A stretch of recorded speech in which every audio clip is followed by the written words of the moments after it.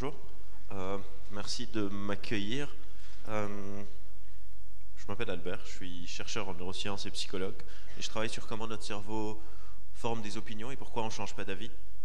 On appelle ça la flexibilité mentale et j'essaye de comprendre quels sont les facteurs qui peuvent promouvoir le changement de point de vue et lesquels sont probablement des obstacles. Je travaille beaucoup sur comment le citoyen s'informe. Je fais partie du panel d'experts du CSA qui sont supposés réfléchir à la notion de désinformation.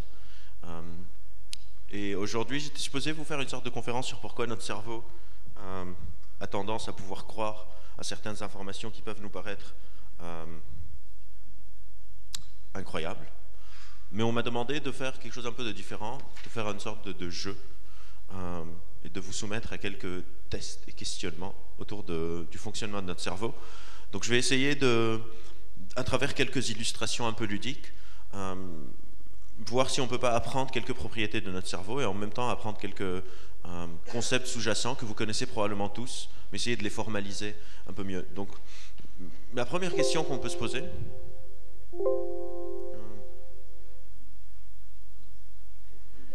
voilà, ça commence.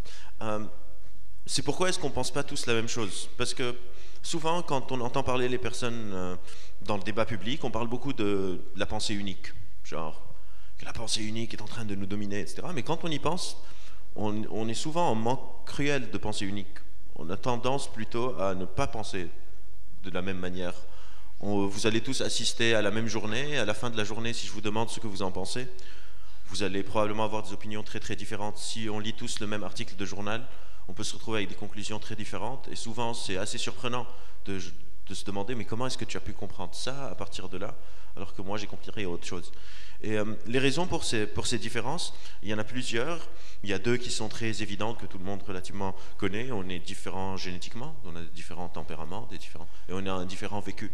On ne vit pas la même chose. Mais il y a une raison qui est inhérente à notre cerveau qui fait que même si, par exemple, j'avais un frère jumeau qui est né à côté de moi, et genre, je sais pas, on met un tour d'une sorte de sort maléfique sur nous, on ne peut pas s'éloigner plus d'1 mètre l'un de l'autre, et on est obligé d'être traité de la même manière. Donc on nous habite de la même manière, on donne la même nourriture, on a les mêmes potes, on regarde les mêmes films. On ne penserait pas tous la même chose. Je ne penserais pas la même chose que mon frère jumeau, ne serait-ce que parce qu'il y a seulement 1 mètre de différence. Et les raisons pour ça sont des raisons vraiment biologiques que je vais essayer de vous parler, mais avant, comme je l'ai dit, j'ai essayé de faire un truc un peu de jeu. Je ne sais pas si vous connaissez ce jeu, probablement tout le monde le connaît. On ne voit pas très bien. C'est Où est Charlie? Mais la réponse à pourquoi on ne pense pas tous la même chose se trouve un peu dans ça, ce qui est un peu bizarre. Je ne sais pas si j'ai un pointeur. Non. Pardon. Si c'est possible, si ce jeu est possible, quand on y pense, c'est un jeu qui n'a vraiment aucun sens. On vous demande de reconnaître un visage parmi une photo avec quelques visages, ce qui devrait être très très simple. Imaginez que par exemple, pour vous prendre l'équivalent de Charlie, imaginez que moi sur une grande table, je mets plein de pommes, et au milieu des pommes, je mets une banane, et le jeu c'est de trouver la banane. C'est exactement la même chose, le jeu de trouver Charlie, c'est juste que l'échelle est différente. Le stimuli est un peu plus petit, et les visages se ressemblent un peu plus que des pommes et une banane. Mais par exemple, si on donne ce jeu à une machine, donc si on entraîne une machine à reconnaître Charlie, je ne sais pas si on peut juste cliquer sur play pour que la vidéo se lance. Donc un labo a fait une intelligence artificielle dont le but c'est de reconnaître Charlie. Et quand on donne ce jeu à une machine, ce qui se passe est assez intéressant et nous informe pas mal sur notre cerveau. C'est que donc la machine va étudier, on va lui dire ça c'est Charlie, on va lui donner une main et un œil. Elle cherche Charlie sur la page. Et ce que la machine peut faire, c'est qu'elle peut traiter tous les visages d'un coup. Et dire, bah, il est là. Et se demander, genre, pourquoi est-ce que vous nous faites jouer ça? Et la différence principale entre la machine et nous, pourquoi, en gros, pour la machine, le jeu de Charlie, c'est comme pour nous, le jeu de trouver la banane parmi les pommes, c'est qu'on a des sortes de limitations biologiques à notre cerveau. On a une attention qui est très partielle, on a une attention qui est très limitée, une perception qui est très partielle. On navigue dans un monde complexe. On n'a pas les ressources nécessaires pour traiter toute l'information du monde. Du coup, si vous êtes en train de lire un livre, vous n'avez pas les ressources de retenir toutes les pages du livre. Donc vous vous souvenez un peu d'une trame. Si vous êtes en train de regarder une conférence, vous ne vous souvenez pas de tous les mots qui sont dits. On n'a pas la mémoire ou les capacités attentionnelles ou de traitement de l'information nécessaires pour tout traiter. Et donc deux personnes qui sont exposées à un même stimuli vont encoder certaines parties et d'autres pas pour pouvoir fonctionner. Et le fait donc même si on a un monde en partage, même si moi et mon frère jumeau, on vit exactement la même chose, on n'absorbe pas toute l'information. Et ces choix de qu'est-ce qu'on absorbe de l'information fait qu'on va diverger très très vite. Et ces limitations biologiques nous poussent à nous poser une autre question qui peut être assez fondamentale pour le sujet aujourd'hui, c'est du coup comment est-ce qu'on acquiert de la connaissance. Pardon, il y a une erreur d'orthographe. Comment est-ce qu'on fait pour comprendre les choses? Comment est-ce qu'on peut s'informer quand on est en train de partir à partir de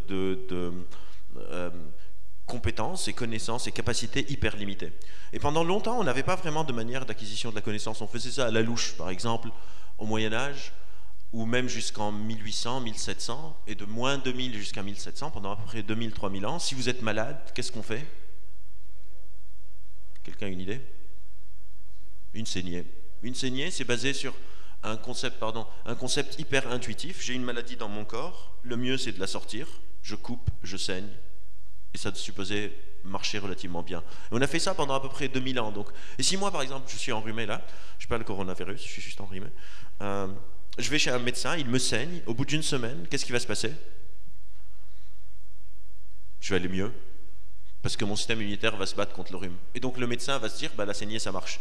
Et si j'ai la tuberculose et on me saigne, je vais pas aller mieux, donc on va me ressaigner, je vais pas aller mieux, on va me ressaigner, je vais pas aller mieux, on va me ressaigner, je vais mourir, on va dire la maladie était trop forte. On a fait ça pendant très longtemps parce que notre cerveau est capable de créer comme ça des liens un peu sauvages. Par exemple, si vous regardez ce graphique, en noir vous avez le nombre de films dans lesquels est apparu Nicolas Cage, en rouge vous avez le nombre de personnes qui sont mortes noyées dans une piscine. Il n'y a absolument aucun lien entre ces deux graphes. Mais si je les mets sur un même graphe, ça paraît cohérent. Il y a une corrélation de 66%. Si je regarde ce graphe, la corrélation est de 94%, et c'est des vrais chiffres. Hein. C'est un chercheur qui télécharge des bases de données pour aller à la chasse aux corrélations, pour montrer combien c'est absurde. Si on regarde, là, on a la consommation de fromage par citoyen, et le nombre de personnes qui sont mortes prises par leur drap de lit. Je ne savais pas vraiment qu'on pouvait mourir comme ça, mais apparemment, c'est le cas. Et on peut prévoir une politique publique qui dit il faut manger moins de viande, moins de fromage, pour éviter d'être pris par ces draps. Des fois, ça peut commencer à apparaître même logique. Par exemple, là, vous avez le nombre de diplômés en sciences de l'informatique et les revenus par les arcades, les machines de jeux vidéo. On peut dire, effectivement, s'il y a plus de gens qui font des études de sciences informatiques, peut-être que c'est eux qui sont en train d'aller maintenant jouer à l'arcade. Ce qui est aussi complètement absurde, il n'y a aucun lien entre ces deux facteurs. Mais des fois, ces choses peuvent nous piéger. Par exemple, ça, donc les trois premières diapos viennent d'un site web d'un chercheur qui s'appelle Tyler Vigen, qui fait vraiment, c'est un site avec que des choses comme ça, des corrélations qui n'ont aucun sens.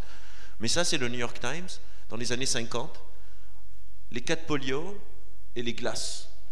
Et quand il y a eu cette histoire, les recommandations des médecins, donc 1950, c'était manger moins de glace, parce qu'apparemment il y a un stock de glace qui est pourri avec la polio, qu'il faut éviter. Ils ont fait un rappel qui a coûté pas mal d'argent des glaces de polio. Ils testent les glaces de polio, il n'y a rien. Elles sont complètement normales. Et ma question pour vous, c'est est-ce que quelqu'un a une idée de pourquoi est-ce qu'on voit ce graphe? Donc les trois premiers, il n'y avait vraiment aucun lien. Ici, il y a un lien, c'est juste que personne n'a pris le temps de le questionner. Est-ce que quelqu'un a une idée de pourquoi est-ce que les glaces et la polio corrèlent ensemble? Après, j'ai plein de questions pour vous, donc il faut répondre à un moment.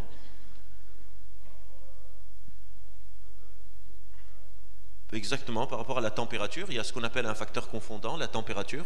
Quand il fait plus chaud, on mange plus de glace. Quand il fait plus chaud, la polio se répand plus vite. Et parce qu'on a des ressources attentionnelles et perceptives limitées, on ne peut pas prendre en compte tous les facteurs. On voit juste deux facteurs, les glaces et la polio, et on se dit que les glaces sont en train de causer la polio. Quand ils ont fait le rappel des tests de glace, qu'ils ont fait le test qu'il n'y avait rien, certaines personnes ont proposé l'hypothèse que peut-être la polio donne des envies de glace, et que c'est la polio qui était en train de causer les ventes de glace.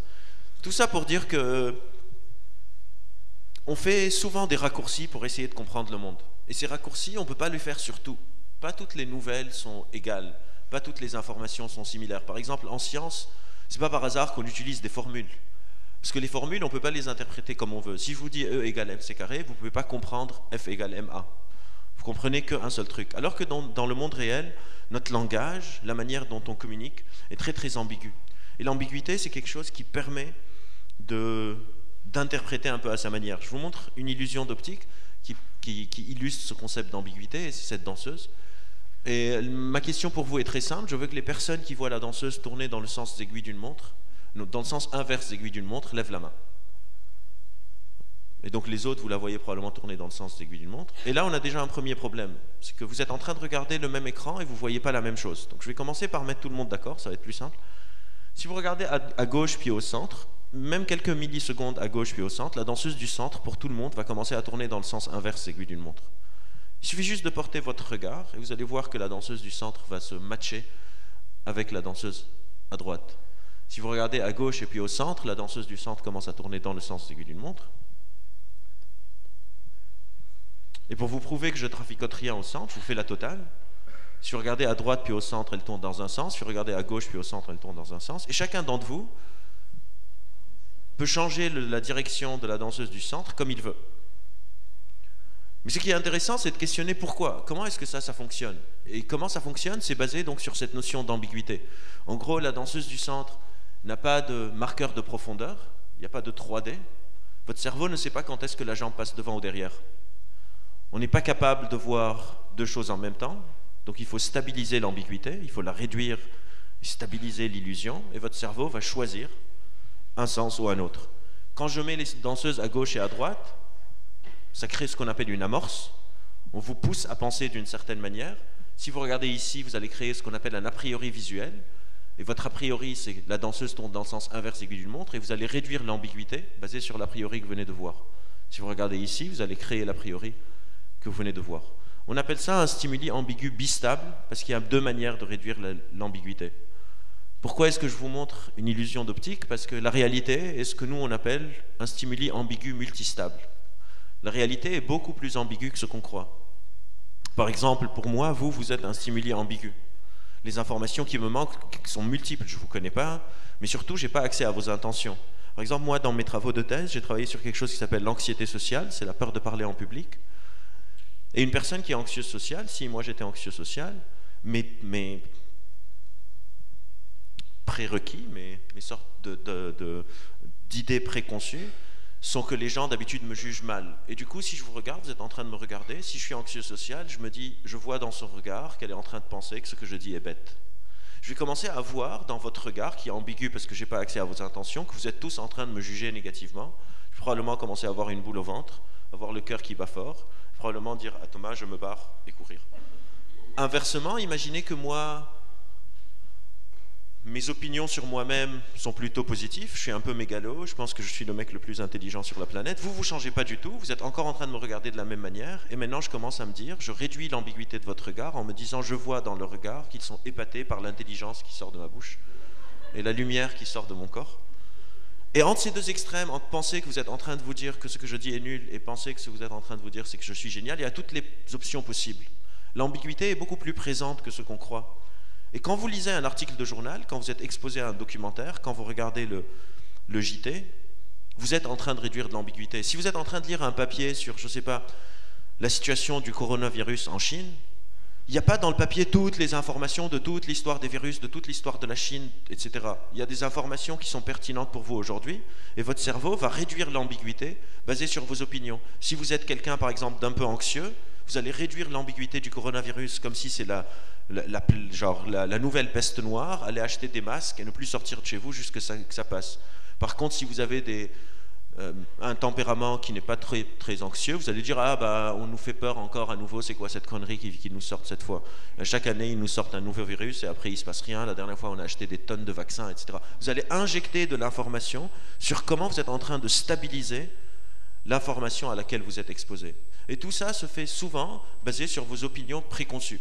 Qu'est-ce que vous croyez sur le monde? Ça peut être aussi sur votre personnalité. La personnalité, par exemple, c'est juste un moyen de réduire l'ambiguïté du monde.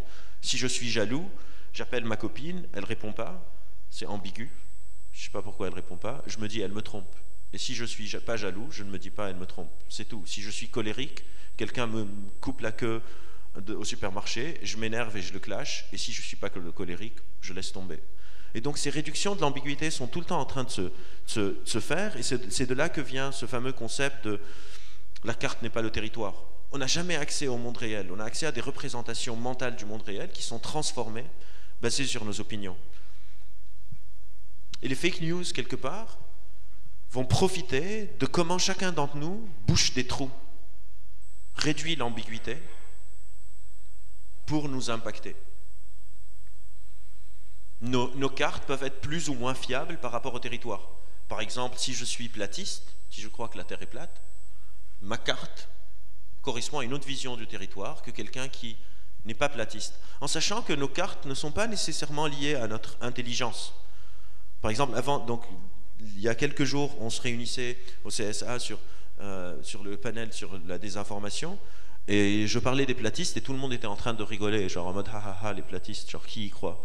Et je vais vous donner un scénario, j'aime bien regarder des fois des vidéos de platistes, je vais donner un scénario par exemple, un argument que les platistes défendent, et s'il y a des physiciens dans la salle, ça va être évident pour vous pourquoi c'est problématique, mais si vous n'avez pas des notions de physique, ça peut peut-être vous perturber. Et donc l'argument c'est simple, donc on nous dit que la Terre est un globe dans l'espace, et que le Soleil est une sorte de boule de feu aussi dans l'espace, genre qui tient dans rien, qui flotte comme ça, et c'est une énorme boule de feu qui envoie de la lumière, une lumière tellement forte qu'elle peut venir et nous brûler la peau à des milliards de kilomètres. Donc déjà ça, on a un peu de mal à le croire, mais disons que c'est vrai. Si vous prenez une torche chez vous, vous mettez loin de votre mur, et vous éclairez le mur avec votre torche, vous voyez le cercle de lumière sur le mur, mais il y a aussi le faisceau de lumière entre votre torche et le mur. Quand on regarde des images de l'espace, l'espace est noir. Pourquoi est-ce que l'espace n'est pas illuminé par le soleil?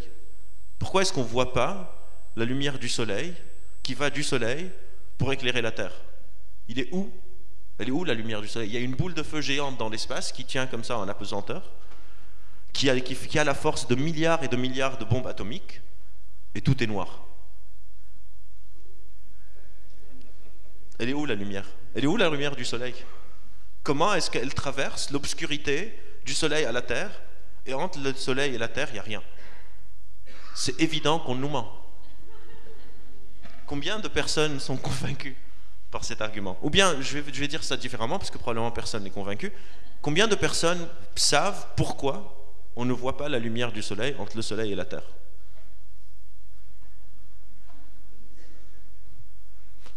Hein?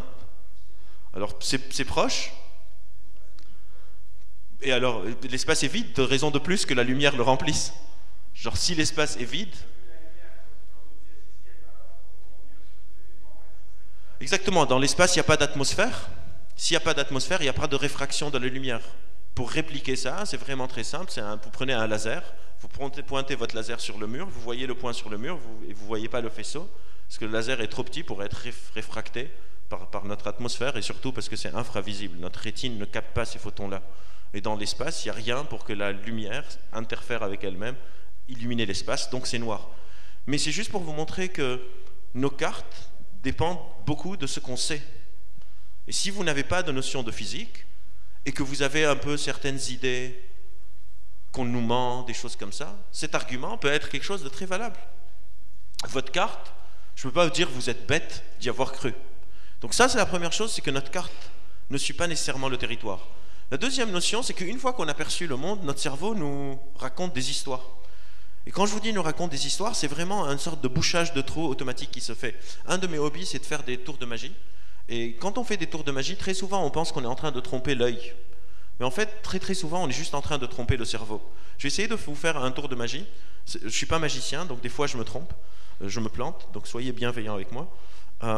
Mais j'ai ici mon sac magique, comme tout magicien qui se respecte. Je vais juste vider quelques trucs.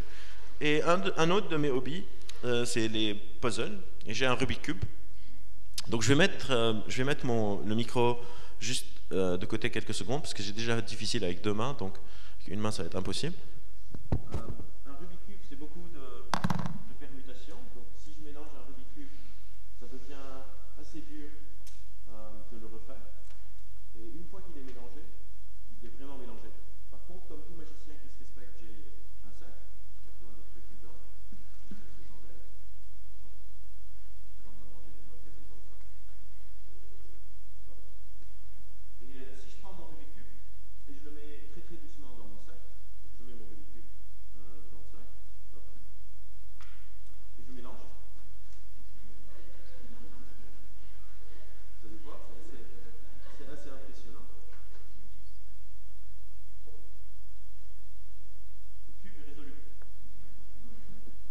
Et vous n'êtes pas impressionné.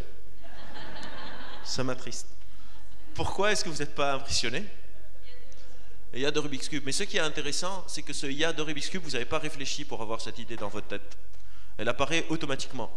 Votre cerveau, il n'y a rien. Votre cerveau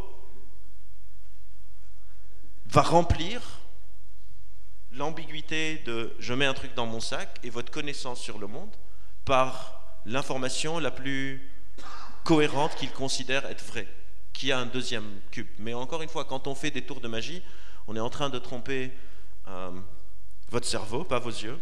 Et des fois, tromper votre cerveau, c'est-à-dire prendre en otage comment vous remplissez les trous pour vous remplir les trous d'une autre manière. Donc là, il y a le cube, il est mélangé.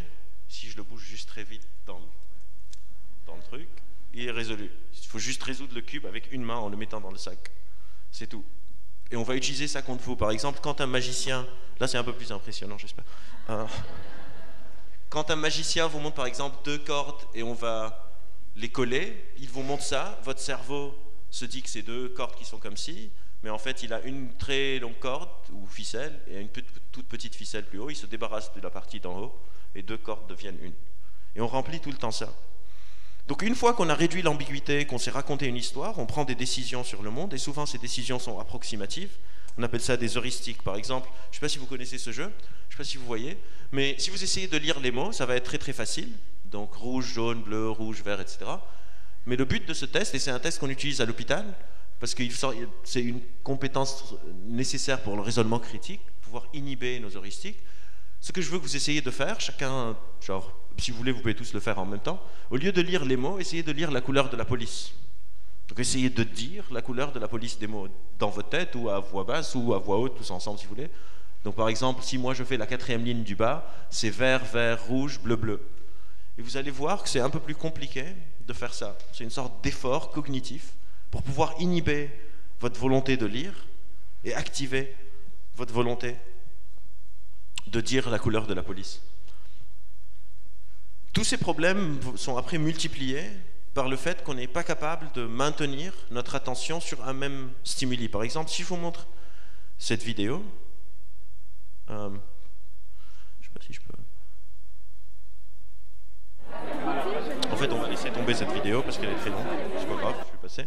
En gros, pour résumer tout ce qu'on a vu jusqu'à maintenant, je ne sais pas combien de temps il me reste... C'est très bien. J'arrête. Je termine ce que je dis. En gros, on est souvent exposé à cette chaîne d'informations. Je suis exposé pour la première fois à une information, c'est une connaissance. Plusieurs connaissances qui coalescent ensemble font une croyance. Une croyance sur laquelle je veux agir devient une intention. Et une intention peut se transformer en action ou ne jamais devenir une action. Et entre chaque étape, il y a des pièges. Par exemple, entre l'intention et l'action, on a ce qu'on appelle en anglais le intention-action gap, le trou intention-action. Et par exemple, une forme de intention-action gap, c'est la procrastination. J'ai l'intention de me mettre au sport et je ne le fais pas. Mais on peut aussi être exposé à de fausses connaissances, comme par exemple les fake news. On peut, à partir de bonnes connaissances, créer une fausse croyance. Et des croyances, on peut agir dessus. Par exemple, je peux avoir la croyance que les vaccins, c'est pourri, mais quand même vacciner mes enfants, parce que je n'ai pas envie de prendre le risque. Et je peux avoir une croyance que les vaccins sont pourris, et passer à l'intention de je ne veux plus vacciner mes enfants. En gros, pour résumer tout ce qu'on a dit, on a des ressources attentionnelles très limitées, on a besoin de pallier à ces limitations, donc on va boucher un peu des trous, souvent basés sur ce qu'on sait déjà, indépendamment de la qualité de ce qu'on sait déjà. Et le challenge, c'est comment est-ce que, comme disait Bachelard, on va penser contre soi-même. Je vous laisse avec une citation, parce que tout le monde est en train de faire des citations, du Doctor Who, qui dit « Qu'est-ce que réfléchir si ce n'est qu'une manière élégante de dire changer d'avis ?» Réfléchir, c'est un peu ça. C'est essayer de changer d'avis et pas essayer de se persuader de ce qu'on croit déjà. Merci beaucoup.